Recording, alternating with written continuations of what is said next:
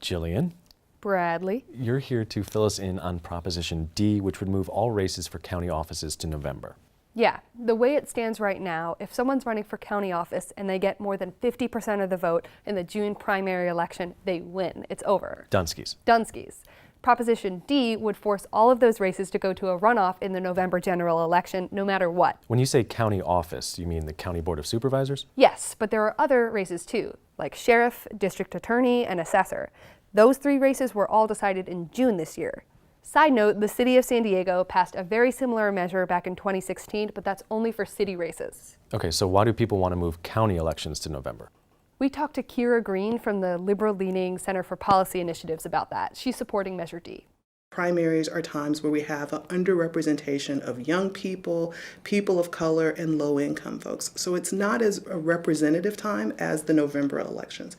So it's good for Democrats, right? A bigger share of Democrats vote in the general election. Right. It's why some Republicans say this is just an attempt to get more Democrats in office. But at the same time, there are Democrats who say people who are opposing this are just trying to keep Republicans in office. So who are these opponents? Well, there's no official opposition campaign, but there were a couple attempts to keep Prop D off the ballot. The county tried to push the measure to the 2020 ballot with the help of the all-Republican Board of Supervisors, and Tony Kravarik, chairman of the county Republican Party, filed a lawsuit. Both attempts failed, but here's Kravarik.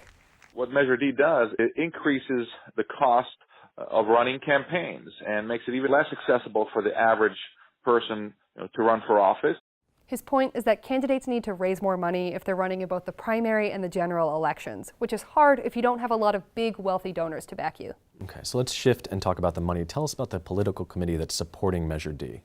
That campaign has raised about $720,000. Some of the donors are Democratic politicians, including Assemblywoman Lorena Gonzalez Fletcher and Councilwoman Barbara Bree. But the biggest donor is the local chapter of the Service Employees International Union, or SEIU.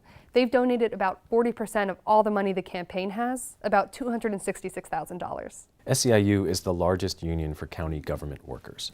And the other big donors are also unions. United Domestic Workers and the San Diego Building and Trades Council each donated $50,000. Wait a second here. If this ballot measure passes, more Democrats could be voting in our county elections. Yeah. And aren't Democrats big supporters of labor? They are. The labor unions are giving a lot of money to Democrats in San Diego. SEIU has given almost $50,000 to the Democratic Party of San Diego this year, and they haven't given any money to the Republican Party. So speaking of the Republican Party, what does Kravarik have to say about all this? He says labor unions are funding this campaign to get more Democrats in office because Democrats will support policies that benefit labor unions. So he says it's out of their self-interest. And I'm guessing the supporters of Proposition D aren't buying this. Not at all. They say we should have as many people voting in our county elections as possible, and if that means that there are more Democrats in office, that's because more people want more Democrats in office. And how can people learn more about who's funding this ballot measure?